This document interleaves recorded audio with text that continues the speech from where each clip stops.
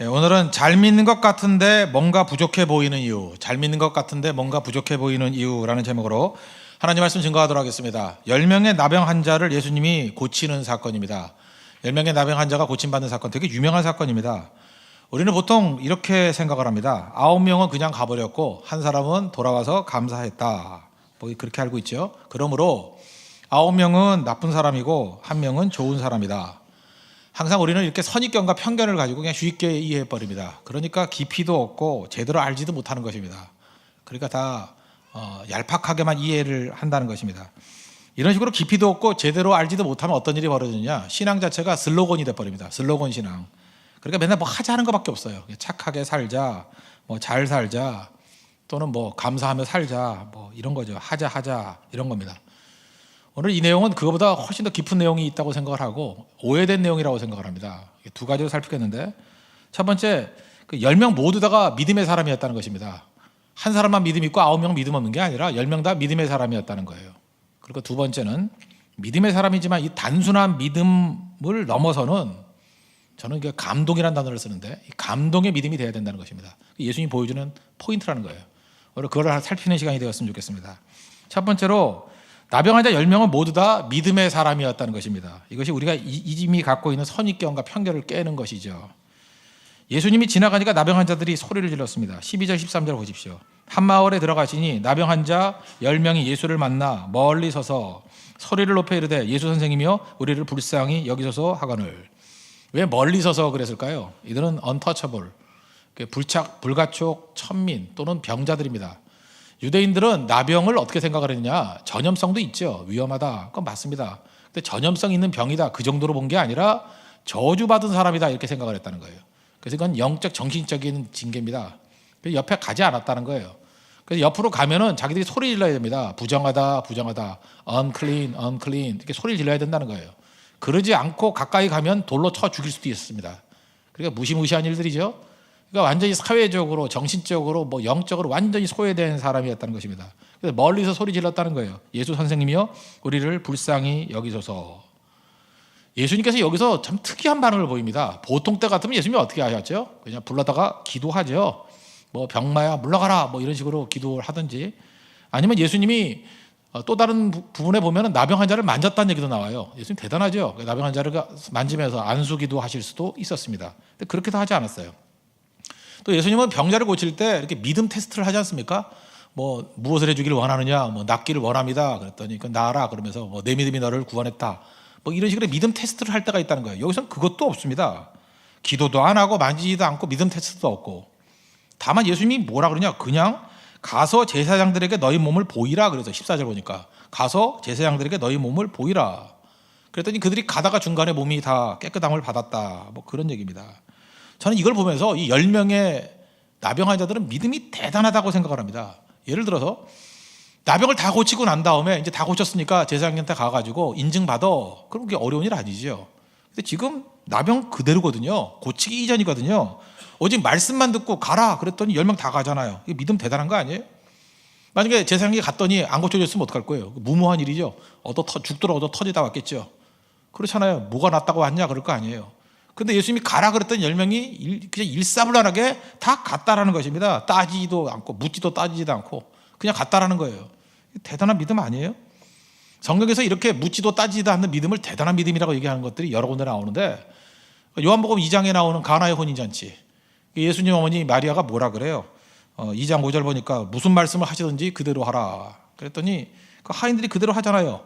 도랑아리 6에 물 채우라 그랬더니 채우고, 갖다 주라 그랬더니 갖다 주고, 그랬더니 물로 만든 포도주, 기적을 맛보게 됐죠. 그러면서 여기서 대단하게 얘기하잖아요. 그죠? 절대 순종이 얼마나 큰 능력이든가, 믿음이 대단하다. 요한복음 2장 사건이고, 또 말씀에 그대로 따랐던 사람의 대표적인 예가 마태복음 8장에 나오는 백부장 아닙니까? 자기 부하가 있어요. 하인이 있는데 중풍병 걸렸습니다. 그럴 때 예수님께 와가지고 고쳐 주십시오 그랬더니 예수님이 친절하게도, 예수님 별로 이렇게 잘 안 하시는데 니네 집 가서 고쳐줄게 그랬어요. 예수님 원래 남의 집 가는 거 싫어했어요. 잘 안 가는데 니네 집 가서 고쳐줄게 그랬어요. 그랬더니 백부장이 뭐라 그래요? 무슨 말씀입니까? 우리 집에 오는 거 내가 감당도 못하겠습니다. 말씀만 하옵소서. 그러면 내 하인이 낫겠습니다. 그러면서 내 수하에도 부하들이 있는데 이들아 가라 하면 가고 오라 하면 옵니다. 마찬가지로 예수님 병에 대해서 명령만 하면 병 그대로 나을 줄로 믿습니다. 뭐 이런 거 아니었어요? 예수님께서 잘 놀라시지도 않는 분인데 여기서 놀라셔가지고 야, 이스라엘에 이만한 믿음 내가 본 적이 없다. 놀라시면서 깜짝 놀라면서 이만한 믿음, such great faith, such great faith. 야, 이렇게 큰 믿음 내가 못 봤어. 깜짝 놀라잖아요. 이게 굉장히 높은 수준의 믿음이죠. 이 레벨하고 다르지 않지 않습니까? 병 낫기도 전에 가라 그랬더니 다 가잖아요. 10명이. 그 10명의 믿음이 다 대단한 믿음이었다는 것입니다. 믿음 대단했다는 거예요. 가는 중에 이런 일이 벌어졌겠죠. 가는 중에 피고름이 났는데 피고름이 나왔어요.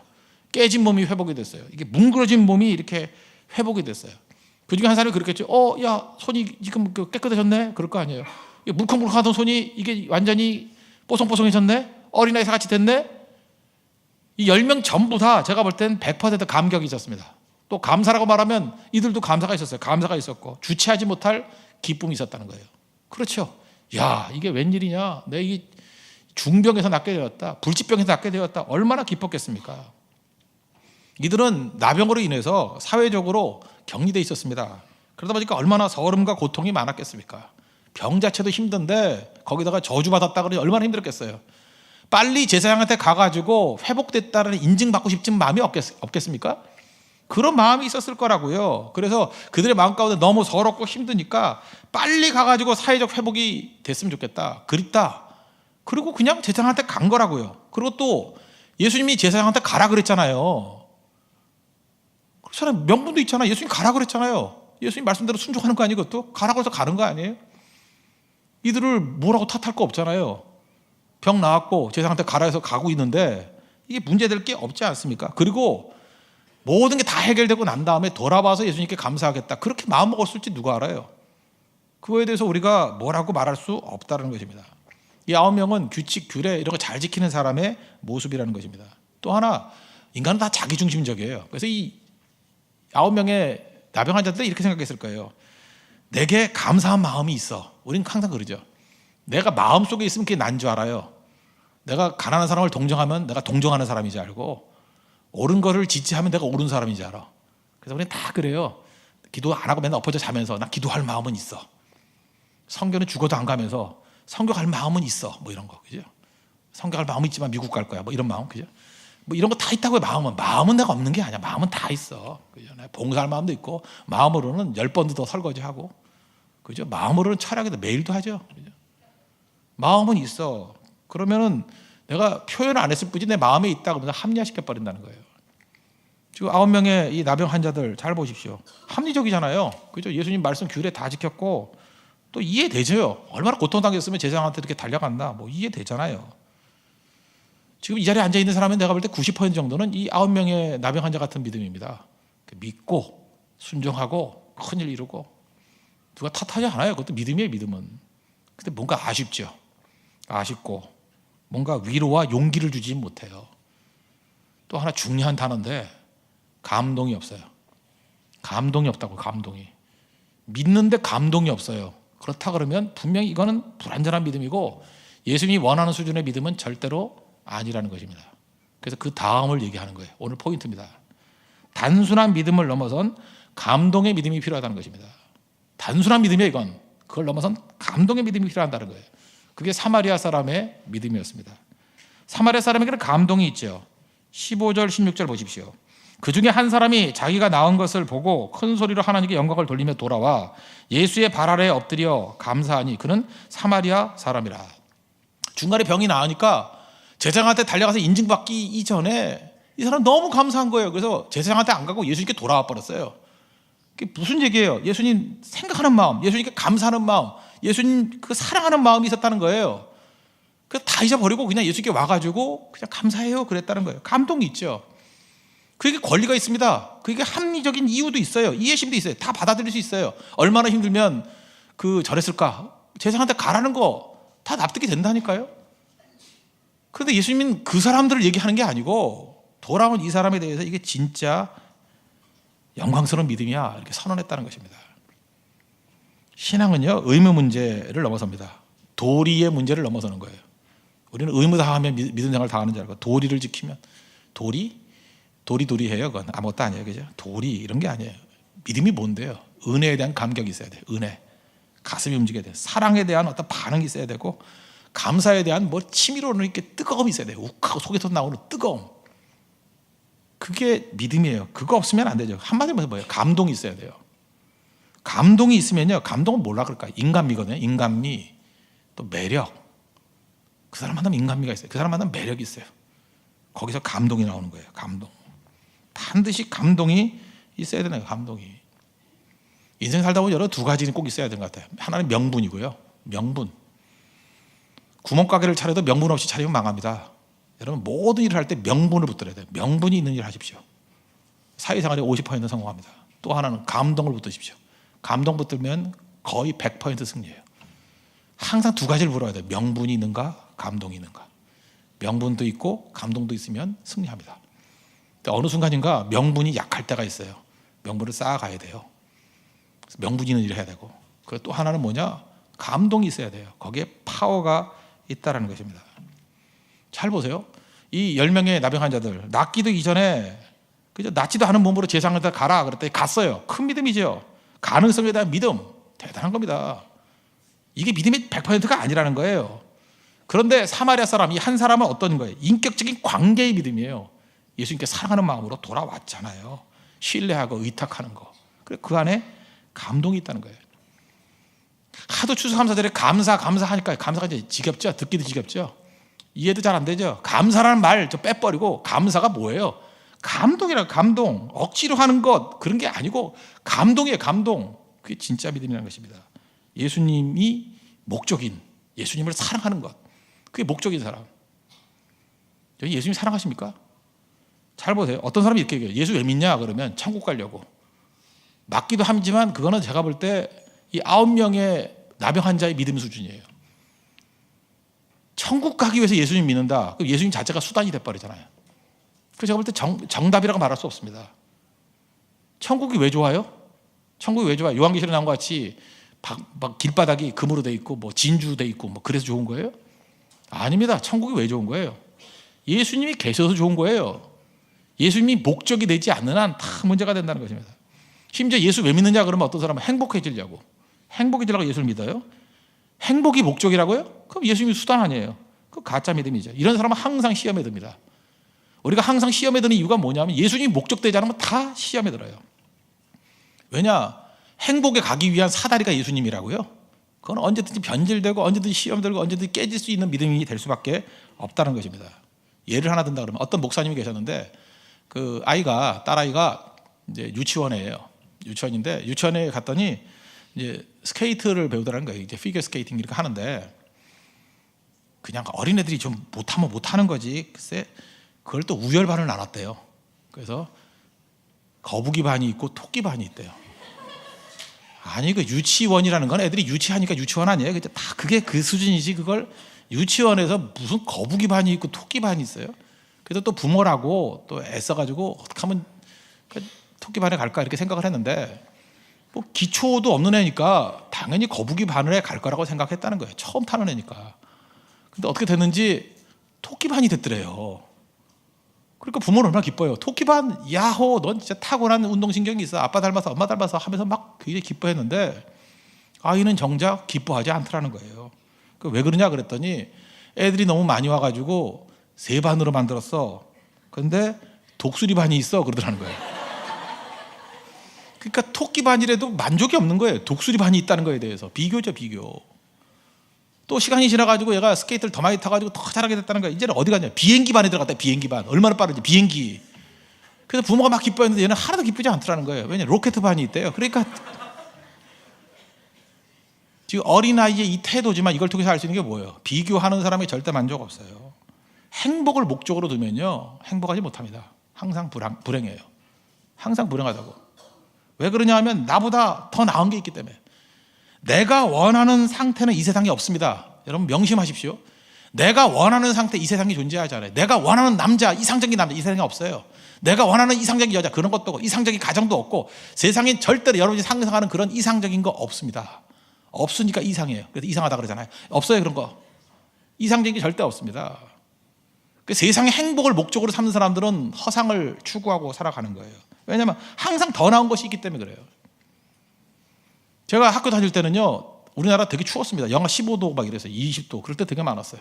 그때는 자동차가 없었거든요. 근데 우리 학교에서도 좀 부잣집 애들은 한 60명, 70명 되는데 자가용 있는 애가 한 대 내지 두 대 정도 있었어요. 그럴 때 무슨 뭐 포니 투 뭐 이런 거거든요. 그런 거 타고 따뜻하게 이렇게 우리 학교가 좀 산꼭대기 있었거든요. 올라가는 걸 보면 얼마나 부러운지. 야, 저렇게 차 타고 학교 가면 너무너무 좋겠다. 추운 날은 진짜 그랬어요. 너무너무 추워서. 막 귀가 떨어져 나갈 거. 동상도 많이 걸렸어요. 막 코가 빨개져서 동상 걸리는 애도 많았고 그랬어요. 그죠?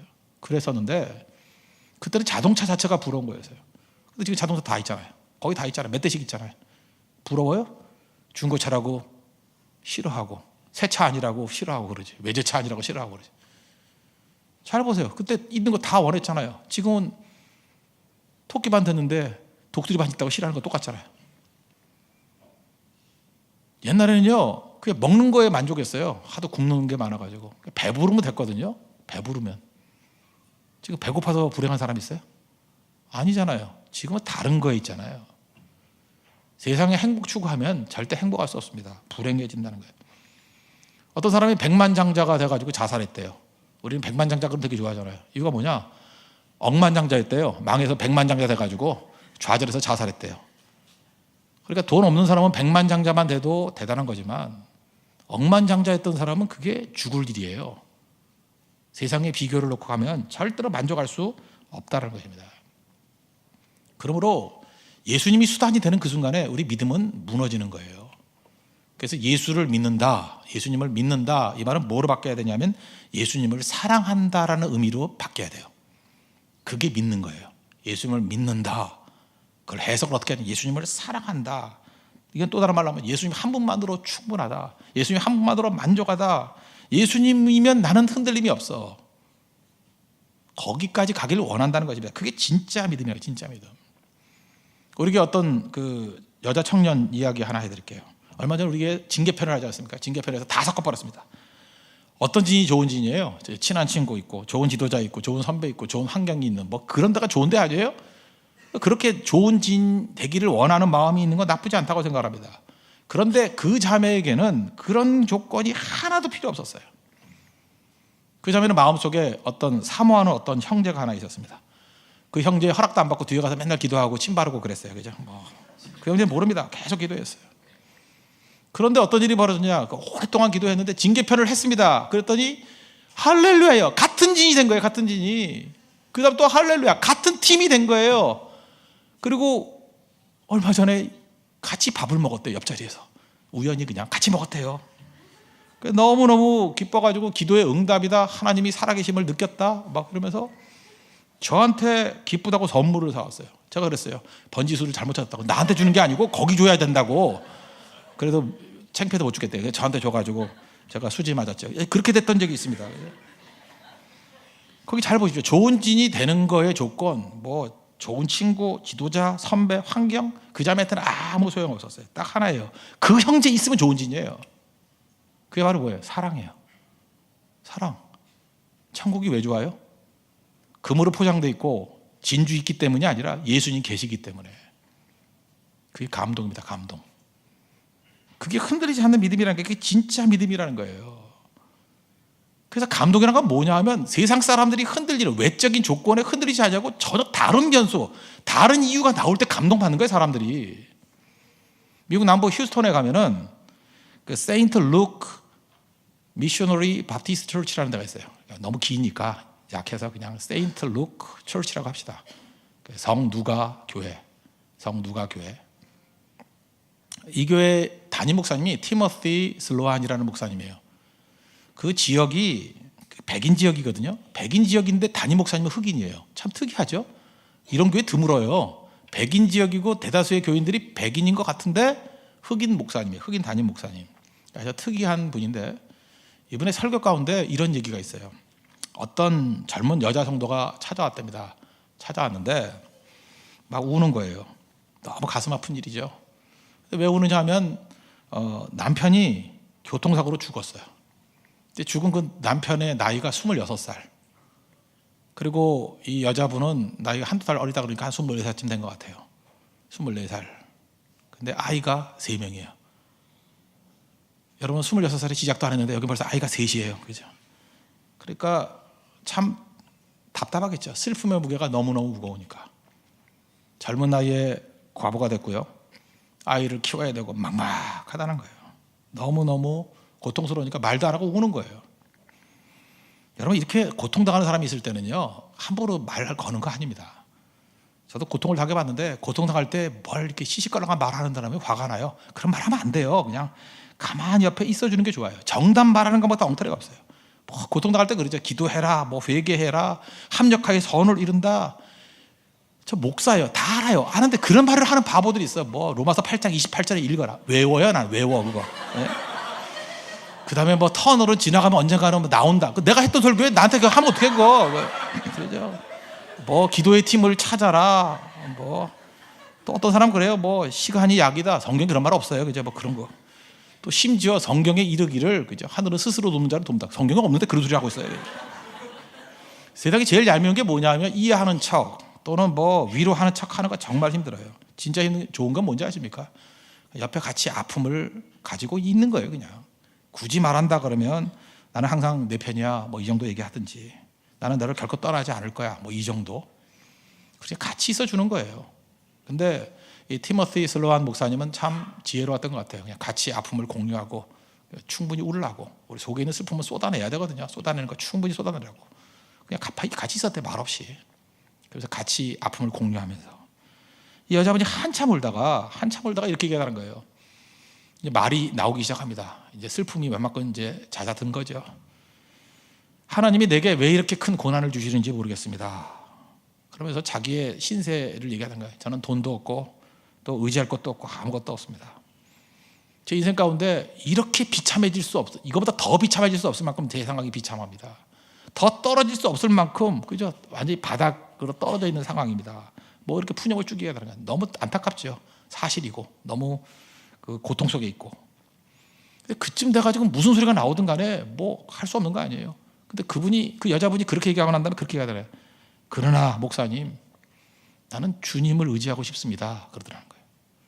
나는 주님을 의지해서 다시 일어서고 싶습니다. 이런 마음을 주신 주님께 감사합니다. 그러더라는 거예요. 감동이 있지 않습니까? 너무너무 어려울 때, 그죠? 이 여자가 원망하고, 이 여자가 불평하고, 이 여자가 소리 지른다 해도 누가 욕을 하겠어요? 누가 이해 못한다 그러겠어요? 충분히 고통의 무게가 있기 때문에 원망하고 불평하고 소리 질러도 그렇지 저 상황에서 저럴 수 있지 다 이해가 되고 품을 수 있고 그래요.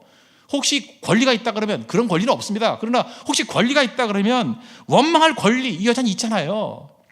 그렇지 않아요? 원망해서 안 됩니다. 그러나 굳이 권리를 준다 그러면 원망해도 될 만한 권리가 있을 것 같은 여자분이에요. 해도 이해해요. 근데 원망이 나오는 게 아니라 목사님 전 주님 의지하고 싶어요. 다시 일어서고 싶어요. 이런 마음 주신 주님께 감사해요. 그때 위로가 있고 감동이 있고 그렇지 않습니까? 이게 믿음이에요. 예수님이 원하는 게 이거라고요.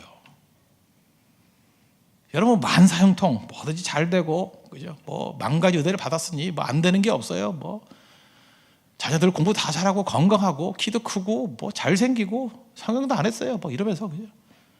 우리 집안은 뭐 아버지 어머니 애까지 다 서울대학이고 위로가 돼요? 감동이 있어요? 너 잘났다 그러지? 근데 그 반대적인 면들 너무너무 힘든데 그래도 나는 주님 의지하고 싶어요. 다시 일어서고 싶어요. 이런 마음 주신 주님이 감사해요. 거기 위로와 감사가 있지 않습니까? 예수님 지금 그걸 원하시는 거예요. 그거를. 빌립보 감옥에서 사도행전 16장에 보니까 바울과 실라가 감옥에 갇혀 있었습니다. 착고에 매 있었어요. 그 습기찬데. 이거 원망하려면 원망하잖아요. 원래 바울이 빌립보 갈라 그랬어요. 그 마게도냐인데 안 갈라 그랬잖아요. 아시아를 갈라 그랬더니 성령에서 막으시고 무슨 마게도냐 환상 보여주고 환상 보여줬잖아요. 근데 왜 와가지고 나를 이 꼴로 만들어요? 하나님 이거 속았네. 완전히 속아 넘어갔네. 이러면서 그렇잖아요. 원망해도 뭐라고 말할 수 없잖아요. 주님이 이끄신 거 아니에요. 강권자 이끄신 거 아니에요. 근데 거기서 그 원망과 좌절이 나오는 게 아니라 찬송과 기도와 감사가 나오잖아요. 바울이니까 그런 거예요? 우리 바울이라고 생각해서 별로 감동도 안 하는데 이거 우리 옆에 있는 친구들이라 그러면 감동적이지 않아요? 어떻게 저 상황에서 저런 얘기가 나오나. 우리 크리스찬들은 거룩하다고 얘기합니다. 거룩이 뭐예요? 거룩은 다르다라는 거거든요. 어떤 사람은 너무너무 힘들어요. 너무너무 힘든데 어떻게 저렇게 평안하지? 너무너무 고통스러운데 어떻게 저렇게 의연하지? 오히려 감사하네? 흔들리지 않네? 그게 감동이에요. 감동. 성도는 삶 가운데 이런 감동을 만들어낼 줄 아는 그런 모습이 있어야 된다는 것입니다. 감동. 그런데 우리는 믿음으로 뭘 이루었다 그러고 감동이 하나도 없어요. 그죠? 내가 권리 행사한대요. 내가 할 일 다 했대요. 그건 9명이라니까요. 예수님께서 원하신 거 그거 다음이에요. 그래서 감사절 준 겁니다. 감사절은 또 다른 말 감동의 날이에요. 반드시 우리 안에 감동이 있어야 됩니다. 감동. 예를 들면 어떤 분이 계시는데 이 못 살게 구는 사람이 있었어요. 인생에 살다 보면 또 못 살게 구는 사람도 있잖아요. 그냥 괜히 인생에 태클 걸고. 근데 못 살게 구는 사람이 입원했다는 소식이 들렸어요. 이렇게 얘기했다 합시다. 나는 그를 위해 간절히 기도했다. 제발 사소한 병이 아니기를. 그러면 참 기발하다, 참 통쾌하다 그런 느낌 받죠. 기도했다 그러니까 우리는 기대를 그렇게 안 했잖아요. 근데 제발 사소한 병이 아니기를, 중병이기를, 적어도 암이기를, 에볼라이기를. 그럴 때 기발하다, 통쾌하다는 느낌이 받잖아요. 근데 그 말에 감동받아요? 감동받아요? 어디 있어요? 감동 안 받지. 스데반 같은 자기를 돌로 쳐 죽이는 사람들 향해서 저들을 용서해달라고, 불쌍히 해달라고. 거기 감동이 있는 거 아니에요? 어떤 자매가 기도를 했다 그러죠. 하나님 저를 좀 날씬하게 만들어주세요. 그거 응답 안 해주시려고 그러면 내 주변에 있는 자매들을 다 뚱뚱하게 해주세요. 그러면 기발하다는 느낌이 들지만 거기 감동받는 사람 있어요? 기도는 저렇게 하는 거야. 표준 기도문에 넣고 그럴 수 있어요? 없지요. 참 그 마음은 이해는 되는데 혀를 차죠. 감동이 없어요. 신앙의 감동이라는 건 그렇게 나오는 게 아니라니까요. 하나님 앞에서 그 상황이 아님에도 불구하고 감사하고 감격하고 나아갈 때 그때의 능력이 나타나기 시작한다는 것입니다. 제가 추수감사절 감동에 대한 얘기를 하나 한다 그러면 뭐 몇 년 된 얘기입니다.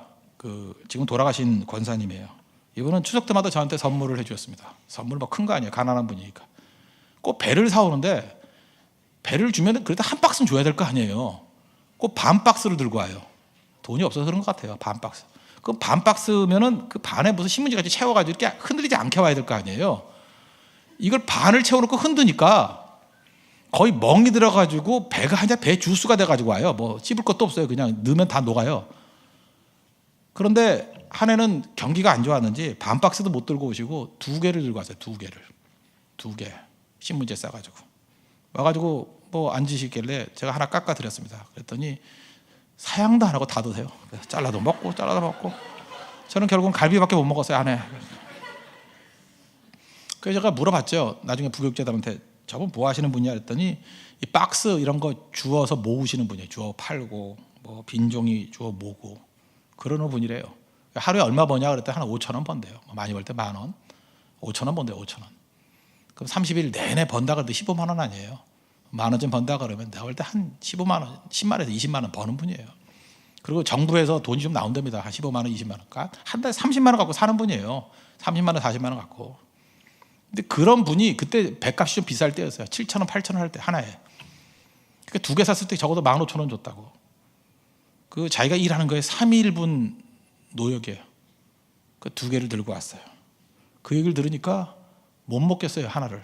그래서 그 다음에 5월달까지 그냥 두고 마를 때까지 못 먹고. 그래 참 감동이 됐어요. 이런 분의 마음을 이해하며 살아야지. 선물은 감동을 주는 거예요. 이거구나. 인생이 하는 게 이런 거구나. 감사는 이런 거구나. 여러분 인생 가운데 감동이 있습니까? 감동 주는 거예요. 감동.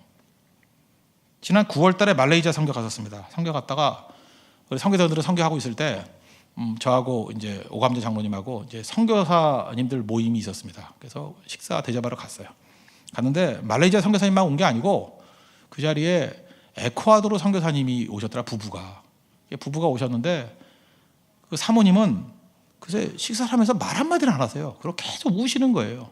우시고 그 에콰도르 선교사님이 이영민 선교사님인데 이영민 선교사님께서는 이런 얘기를 하는 거예요. 지금도 26년 6개월 전에 27년 6개월 전에 에콰도르 갔답니다. 이분이 단체가 GBT 선교회인데 GBT라는 게 그 성경 번역 선교예요. 성경을 번역하는 데니까 얼마나 오지에 들어가 있었겠습니까? 글이 없는 데 들어가서 글만 들어가서 성경 번역하는 데니까. 그 오지 속에 들어가서 사역을 하는데 이제 풍토병에 걸려가지고 사모님이 이제 신장 이 콩팥이 다 상한 거예요. 그래서 이제 신장 이식을 해야 되는 거예요.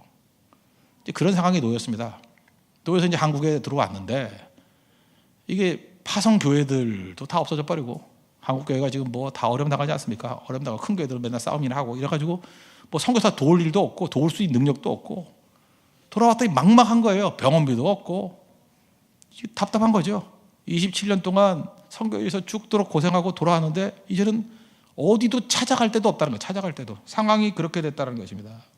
그리고 신장 이식해야 되는데 지금 남편이 맞추려고 그랬더니 안 맞고 아들이 그 용호라는 아들인데 아들이 맞는 것 같아요. 이제 수술을 한다 그러고 그런 얘기를 합니다. 근데 이분이 계속해서 저한테 그래요. 그때가 이제 딘다이펑이라고 그 무슨 딤섬 먹는데 갔었거든요. 말레이시아 쿠알라룸푸르에.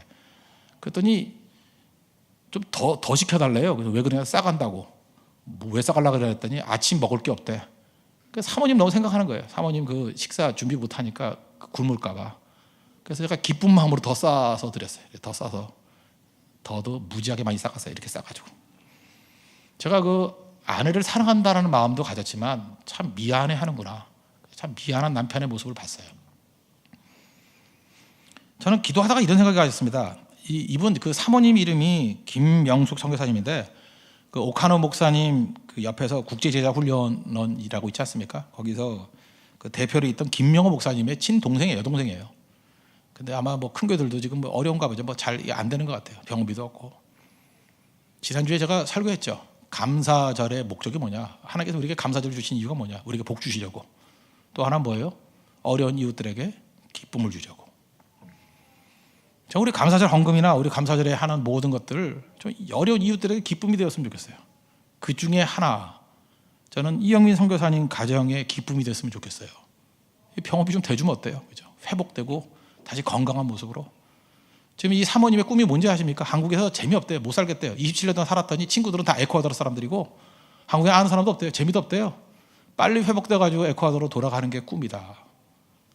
돌아가는 거 좀 도와드리고 그 길을 놔주고 하는 거, 그런 거에 집중하는 게 감동이 안 됩니까? 그게 교회가 할 일이에요. 그게 우리에게 주신 하나님의 축복이라고. 우리 인생 그렇게 살아야 됩니다. 믿음으로는 뭘 맨날 이루었다 이런 것만 합니다. 그것도 믿음이에요. 믿음 아니라는 거 아니에요. 10명 다 믿음이라니까요. 믿음이니까 같지요. 그러나 예수님이 절대로 거기서 머무르기를 원하지 않는다는 것입니다. 그래서 수준 높은 믿음, 영광스러운 믿음, 좀 세련된 믿음, 아름다운 믿음 가지기 위해서는 반드시 필요한 게 뭐냐면 감사라니까. 감사는 우리같이 맨날 들어서 잊어버린 사람들은 또 다른 말로 번역을 해줘야 돼요. 감동이에요. 감동의 날을 좀 가지라는 거예요. 감동의 날을. 그게 감사절입니다. 우리가 10명의 믿음에서도 배울 게 있지만 그다음 예수님이 말씀하는 게 그거예요.